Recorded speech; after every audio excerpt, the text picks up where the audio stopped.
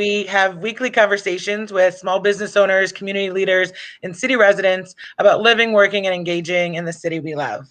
Today's guest is the amazing Orlando Bailey, native Detroiter and co-host of Authentically Detroit, my favorite Detroit podcast. And I'm so excited to talk to him, so we're going to bring him on. Hi, Orlando. Welcome. We're your favorite Detroit podcast? Favorite. I'm not even holding back or hemming and hawing or anything. It is just absolutely amazing. Thank you so much. We work hard at it. Thank you. It's good to see you, my friend. It's good to see you too. Right, face to face, kind of, right? If we do that. Yeah. One day I'll be able to hug you again. Right. Well, and we still, walking around on the east side, we ran into each other, socially distant, of course, but that was a nice treat. It was. It's so weird when you see, hey, you can't you normally go in for the hug, but that's the cool thing about the east side. You walk, you don't know who. Love it. Yeah. So let's start, because I know you and we've worked together in different, projects and things, but other people might not. So tell us a little bit about yourself. Give us your 2-minute life story. Okay. My 2-minute life story, I would have to say it began when my great-grandparents migrated here to the city of Detroit in 1947 from a little town called Comida, Mississippi, down in the Delta. You won't see it on the map or anything like that. Comida, Mississippi. My great-grandparents, like their parents, were sharecroppers, sharecropping cotton in the Delta of Mississippi. And of course, during the Great Migration, my great-grandfather went ahead of my great-grandmother to find work.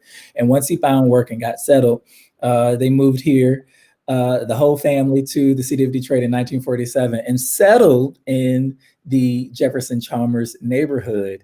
Wow. All of my great aunts and uncles and cousins, my mom grew up at a home that's still in our family today, generations later, 615 Algonquin.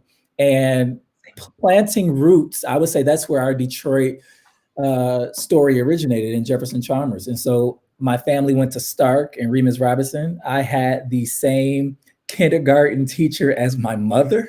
Wow. Yeah, it's been, and went to Remus Robinson Middle School. And so our roots are in the Jefferson Chalmers neighborhood. And of course, the automotive industry here in the city of Detroit. My great-grandfather worked for a supplier, but my Uncle Junior, who is his namesake, every Black family got an Uncle Junior. Uncle Junior retired from Chrysler here in the city of Detroit. And so growing up on the east side, born and raised on the east side, I remember my grandmother's block. My grandmother was a placemaker before we even knew what the term was, right? Having grown up. Nothing's new, right? I mean, nothing is new. Been done, and mostly by African Americans on the east side of Detroit. On the east side. And so the east side that I knew was her block, which had a few houses, but a lot of vacant lots. And she owned some of those lots. And she programmed those lots, birthday parties, benches. We didn't know what blight was. We didn't care about it. It was just space, open space for us to play around. And so my first school was Nichols Elementary in Indian Village. And I was shocked because the east side, or the Detroit that I knew, was my grandmother's block. And at Nichols, this is still Detroit. So, it's been a journey. Grew up on the east side, grew up in church, New Rising Star Missionary Baptist Church. My great-grandfather's first cousin, William Holly, was the founder and pastor for years and years of New Rising Star, right there on Mack and French Road. It looks like a big old barn. It's a big church. They were first cousins. And so my family church, New Rising Star, grew up singing in the choir and ushering and doing that thing, and got involved with a youth program on the east side while I was at Remus Robinson in junior high school, called Youth on the Edge of Greatness, of formerly the Warren Connor Development Coalition, now Eastside Community Network. I had to be about 10 or 11 when I met Maggie DeSantis, the president CEO of Warren Connor at the time. And I had no idea that program would be the touchstone for my career here in the city of Detroit. Came back from school, went to Eastern Michigan University, studied journalism and electronic media and film studies, and of course, could not get a job. And Maggie hired me for the first year of my career there. I thought I was going to get fired. I'm like, I know she going to fire me today. This is the day. But she didn't. She kept teaching. And eventually I got it. And so, so many of my experiences and some of the most magnificent things that I've been able to do and accomplish here in the city of Detroit and now all over the world started with that investment from Eastside Community Network when I was 11 years old. Started at New Rising Star Missionary Baptist Church when I would get up and speak publicly. You know, we had speeches, Easter speeches, Christmas speeches. My first taste of public speaking was in church. So, yeah, that's my short life story, Eastside. Amazing. Yeah. I mean, it might be the most East Side story I've ever heard. And I'm an East Sider, so we know that, right? Where Yeah. I'm a lifelong Morningside. I grew up East Warren, East Sutter Drive, lived there my whole life until I moved downtown. I moved 2 blocks west of Woodward for a couple years, and my family, I don't know, it was, That's considered the West Side. You know, I know, Woodward is barely, that barely the West Side. Okay, but it was just a line. short little stint. Short little stint. Well, one of the things that you've got to do with ECN was launch a podcast. Yeah. Talk to us about Authentically Detroit.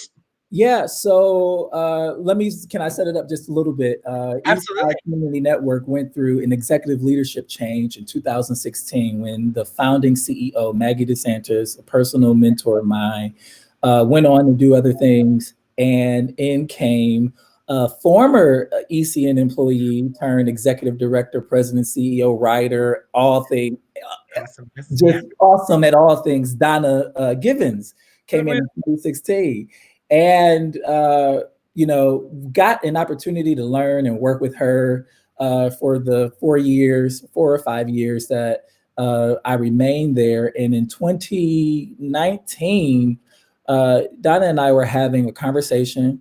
Unlike any of the conversations that we've always had, we would talk about works of academic literature that that would help inform our work on the streets in the city, news stories that we would have to react to as an organization, and just the climate that we were living in and working in.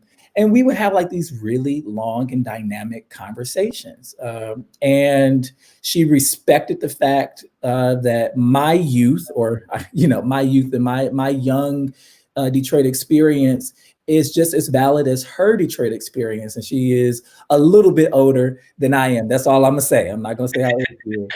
And one day we were in the conference room and I said, Donna, we should really just have these conversations on the air somewhere, like maybe start a podcast. And she froze. And she was like, oh my God, I've been thinking about that for so long. Eastside Community Network used to have the Pipeline newspaper, right? It was a neighborhood newspaper that went all throughout the East Side, and funding dried up for it. And we were no longer producing like news or talking about news and providing commentary about news. And so Authentically Detroit was birthed out of a conversation that Donna and I were having in a conference room. And we essentially aimed to daylight these critical conversations and commentary on news items that are relevant, happening right now in the city of Detroit, to amplify the voices of the people that we talk to every single day on the streets. Like I walk the streets of the East Side, Chandler Park, canvassing and doing that and hearing, the stories, like authentic Detroit stories. And so we wanted to daylight that. We wanted a space to talk about all of the books that we were reading and not further intellectualize the knowledge that we were giving, but to feed it to our listeners in a way that is relatable, that's funny, that's hard hitting. Because most people don't have, the opportunity to sit and read thick 200 and 300 page books. They're living it. We get the opportunity to study and act and theorize about it while folks are living it. And so we wanted to bring that perspective. And amplify authentic Detroiters. So we have a guest or two every single episode, and we are literally in awe and shocked at it. Number one, we just celebrated our 1 year anniversary, and then number two, Congratulations. And that was a thank great you. episode too. Candace and Kat on that episode. That was Fortney awesome. and Kat Stafford. So the caliber of guests that we've been able to have has just been stellar. I don't know how we've done it without a staff. I want to shout out, of course, my co-host Donna Givens, but Kevin Ryan, who took a listen to maybe the first 2 or 3 episodes when we really didn't know what we were doing and loved it and said, hey, is there a way that Ford Foundation can support this? And so Ford Foundation has been a sponsor of Authentically Detroit since the very beginning. We're so fortunate. Yeah. And it really is all those things that you wanted it to be. I can say as an audience member, it truly is that. And I think that that's amazing. And the like you said, like the stories that we hear and that we experience through talking with just people in Detroit are the stories that don't get told, that the average person might not be hearing, right? And I mean that's what we try to do at Detroit Experience Factory is be a megaphone for the people, places, and projects in the city. And we find most headlines are downtown and blight, and those Right. things do exist, but what about the stories of the neighborhoods where people are just living their lives, and that's the Detroit that we love, and I know that you love, and I think that's where you and I kind of come together and trying to lift up those stories a little more. And that is the Detroit that Detroiters have an appetite to hear about, is what we are learning, right? I remember when I first started this work in 2012, working at Warren Connor or Eastside Community. I still say Warren Connor has been Okay. in my mind for years and years at ECN. And the people who were doing the work on the ground, the groundwork of revitalization of cultural placekeeping, keeping your neighborhood up, did not look like the people who the New York Times were crediting, who mainstream media was crediting. I would see revitalization in the person of a white millennial face. And that was diametrically opposed to what I was seeing and working with every day. Revitalization looked like Barb Martin over in Pingree Park on Crane Street, buying up the lots on her street, planting wildflowers, and managing her block club to make sure that the block is as beautiful as it could be, even though there wasn't a house on every lot. And she had been doing that for years. Where is Barb Martin in the New York Times? You know what I'm saying? And so we wanted to provide, and my personal mission is to lend platform to those folks to express their power and to express their expertise and to be honored for it.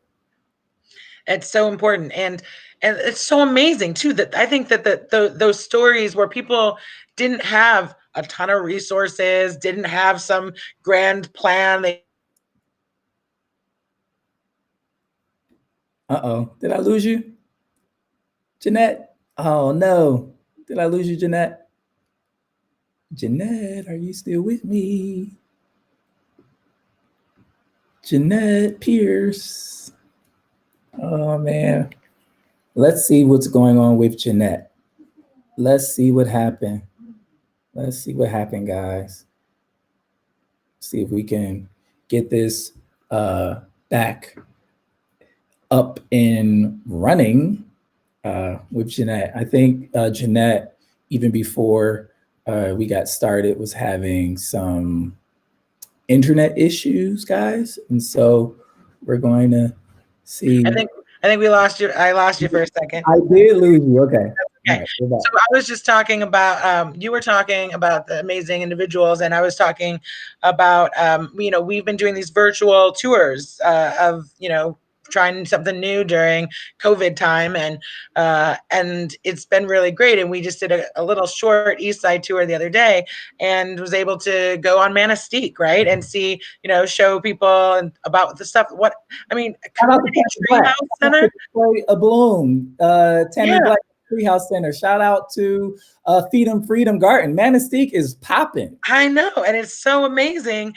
And again, like those are the stories that I think inspire people and show people that they're, yeah, we have challenges, and I don't think Nick anyone's going to say that we don't. And for some amount of time, people thought if you said anything positive. If you told people about the, Tammy in the Treehouse Center, people would say, "What about the schools?" And like the answer is good and bad are not mutually exclusive. They happen simultaneously in every city, and you need to actually know about the successes, big and small, in order to keep working towards anything, right? And that's why I think with Authentically Detroit, what you guys have been able to do is absolutely amazing. So It's funny to me though, and we can get off this, is that when we begin to amplify Detroiters doing something dope for Detroiters in their own neighborhoods, we get that, what about the schools? But when I see billionaires and millionaires breaking ground on new skyscrapers and high rises downtown and the 7.2 square miles of downtown and midtown, we don't get that. Well, what about the schools and how messed up they are? And so I think we gotta check ourselves on our implicit biases and narratives, yeah, and make sure that we're not perpetuating racist ideals and values that are just rooted and adverse to the advancement of Black people doing dope stuff in our city, period. absolutely. And we, try to, there's we talk about the Burwood Wall and understanding the history and this and the federal racist policies like on every tour. Like some people are sick of me talking about it, but it's such an important part, like to know and understand how we got to where we are today. Yeah, And also when people are talking about the schools, it's frequently not people that are actually thinking about sending their kids to like. And our schools have challenges, absolutely, but there's also some bright spots. And in any city, this is what I've realized over the years too. And with your travel, I want to hear about how you've talked about and what people have said about Detroit traveling, because I know when I have, there's they have this, every city has similar issues. They're sometimes more extreme in Detroit for various reasons, but every city is has problems with public schooling, every with blight, with crime, with lots of different things. And they've now actually been coming to Detroit, and that's where the City Institute was created to actually share lessons learned from Detroit and Detroiters, because we have a lot to share with the rest of the country and the world. So I know you have done a lot. Speaking of that, tell us a little bit about your German Marshall Fund, Marshall Fellowship experience. yeah, yeah. I want to honor Marlo Stoudemire, Yeah, who personally mentored me before German Marshall, but when I got it, really took time to make sure that I was ready and took time to make sure I knew what I was doing when I got back. So I was a Marshall Memorial Fellow with the Georgia Marshall Fund of the United States. I know. I know.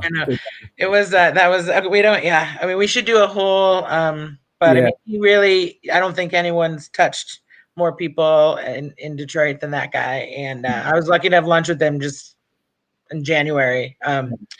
But he was just a supporter of everybody and every Detroiter, right? He So was. I'm He so really. glad that he got to support you and the German Fellowship, the Marshall Fellowship. Yeah, and so in terms of Detroit around the world, Detroit is all over the world. Every city that I went to, every restaurant, every bar, I heard Aretha Franklin from the North End and Smokey Robinson. Like our music is around the world. In fact, in Bratislava, we ran into a jazz band who was playing at the local jazz festival, and one of the instrumentalists was one of my classmates at Detroit School of Arts. It's Amazing. insane. One of my main takeaways about that I realized while in Germany, I was talking to a German man who was a professor of American history, and I asked him about his favorite piece of American history. He never answered the question, but he said to me, he said, "Orlando, um, the world has learned from Black Detroiters and Black Americans on how to civilly disobey, on how to protest, and how to start and advance movements." Davita Davidson said the other night that Detroit births movements. And hearing that from this man that I had never met, who is eons across the world for me, acknowledge the indelible footprint of Black folks and Black people from Detroit and Black people in America and how we have influenced the world was just so amazing to me. So I just want to cement that Detroit is original. There's nothing like Detroit. Amen. DeVita said it best. Detroit births movements, and I Yeah. gotta agree with her on that. Davita is a special person Yeah. too. I mean, is one of Detroit's greatest assets in and of herself. So Yeah, we'll have to she get her is. on here later. Oh yeah, we definitely gotta have. Oh man, Davita, she gonna too. Wait, Like me, she grew up in the church, so oh Davita. yeah. Takes you to church, and it is amazing. We on our tours, that's we normally stop and talk to people, like, so what, we connect the dots in between, but that's not, and I think that's important, but it's really helping locals, and we don't turn out of towners away, but we focus on locals learning more about their own community, taking them to hear from you and your colleagues at ECN, or hear from Davita, or a myriad of other people, and that's what this little project of Discuss Detroit is supposed to be, is to be able to, while we can't be in person at the moment, we can still hear from great people doing great stuff. And I have someone in the chat, is Brenda Butler, saying, what about Gratiot Woods? What about us, Inc? Shout out. So I I worked all over the East Side. So she's talking about a longtime community activist and resident Tamara Howard and their program, What About Us, Inc.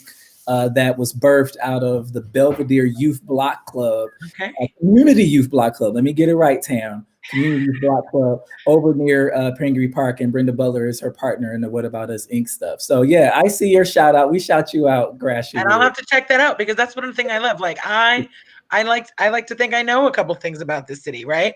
But it always can teach us stuff. You can always be learning, experiencing new things, hearing new stories of both things that have been around a long time and new organizations. That's what led me to even start Detroit Experience Factory 14 years ago. I know Detroit. I grew up here. I'm an East Sider. I'm hanging out at blues bars downtown. I'm so cool. I'm 20 years old. And then I was like, wait, what? What's this whole West Side? Or what's this whole, it's easy to stay we're creatures of habit. We go to the places we go, and we stay in our neighborhood, which is wonderful, but there's so much to learn about our own city. So thank you so much, Brenda, for that. So what's going on now? So you mentioned that you had left ECN. What's happened since then? Yeah. So, actually, our website is live, bridgedetroit.com. You'll see an article there from me talking about my authentic Detroit public school experience. So go and check that out. I serve now as the engagement director for Bridge Detroit. Bridge Detroit is a new journalism and engagement organization here in the city of Detroit, started by Pulitzer Prize winning journalist Stephen Henderson. I get to work with him every day. Stephen. An experience for me. And our official launch is this week. More to come on that, but we are a issue-based and responsive journalism organization. And I can tell you the greatest thing that I am excited about is that our content will be tailored to the priorities and information needs that Detroiters identify. So I'm not building a new community engagement model for this new organization in a vacuum. I'm hitting the streets again, like I've always had, talking to Detroiters, wanting to see how they have interacted with news media in the past and what their preference is, and to be responsive to that.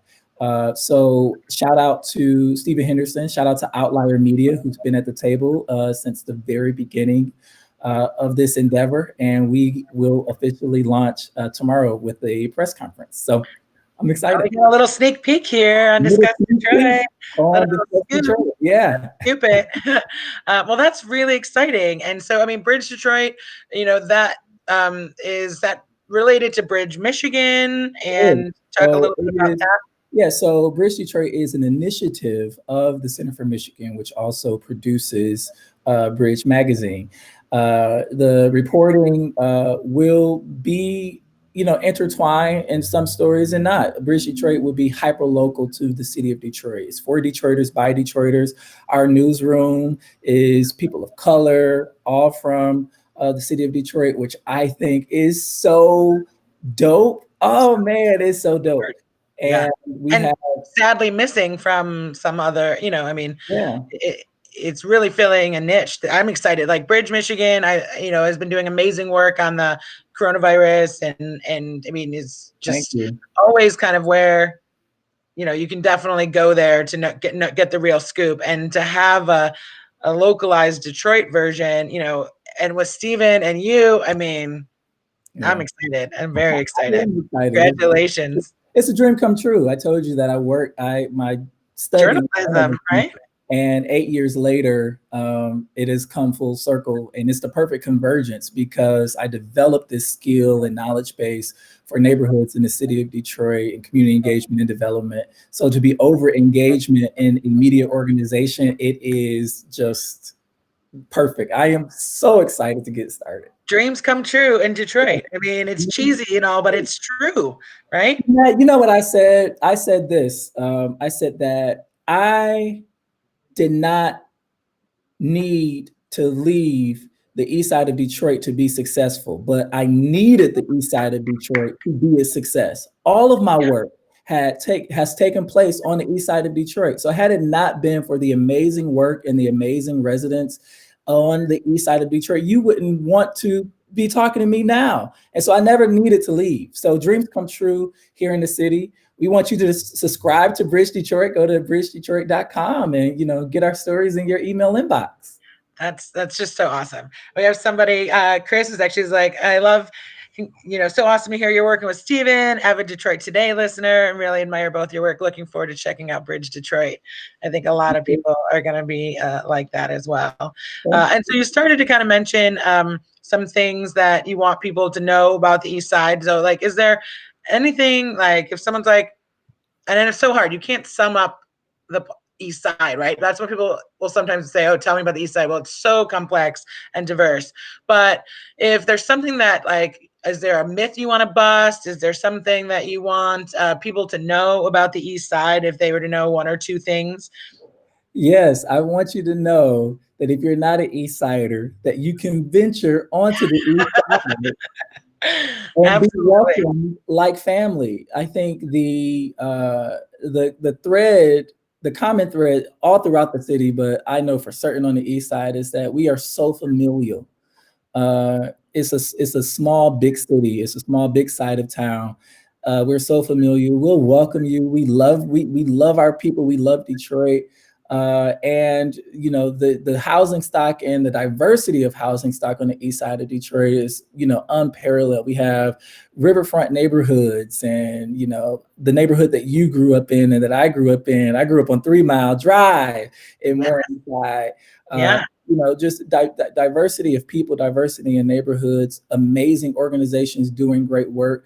And so, get whatever narrative that you had in your mind about the East Side and venture on over and see some of the greatness that's taken place. Visit some of the restaurants that we have. The first Detroit Vegan Soul was on the East Side in West Village. Norma G's is on the East, Click.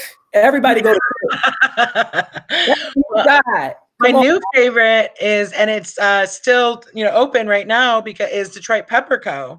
So Detroit East coming Warren, from my neighborhood. you cannot sleep on East Warren, and the work that those folks are doing over there, like with the old school stuff like Alger Theater, but then you have Zab's Cultural Collective and Denise, and then the Pepper Company, and they're doing carryout right now. You could go, some of the stuff is, some restaurants with the COVID issue Yeah. are not open, but They're doing it. Can I tell you my Denise story from Zab Culture Collective? yeah. I happened to be in there one day and for a meeting, and I was leaving out, and she was finishing this painting. Anybody who knows me for more than an hour knows that I have an affinity for nuanced portrayals of Black boys and men in paintings, right? And so she was finishing this painting, and I was like, "Oh my God, I need that." She was like, "Well, this is going in for the show tomorrow." And I said, "Can you No, make it's it not. so?" Before I even knew what the price was, Jeanette, I was like, I probably should have asked her how much it was.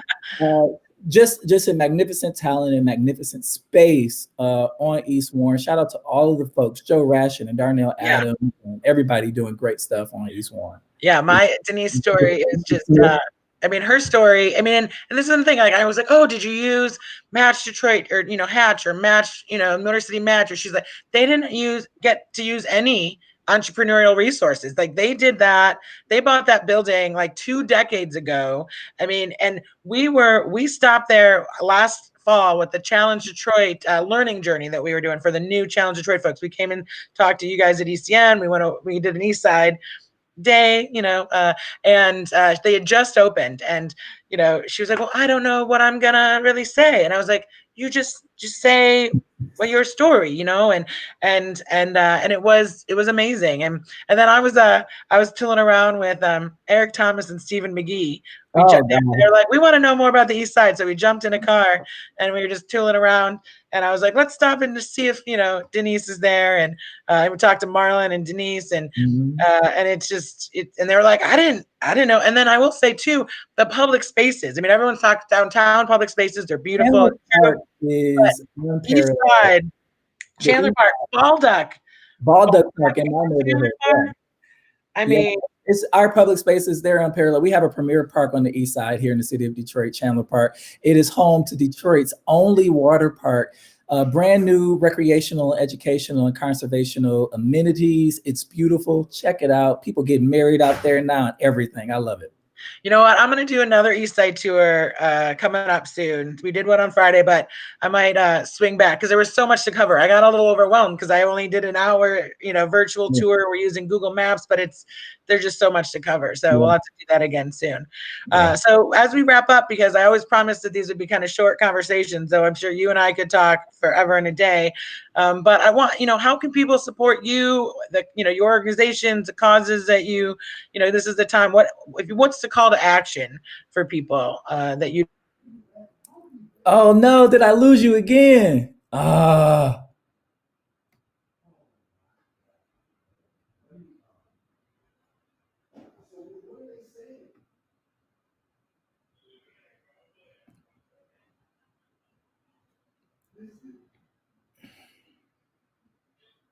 Oh, Jeanette. I lost her. Hmm. Tucson, you're too loud.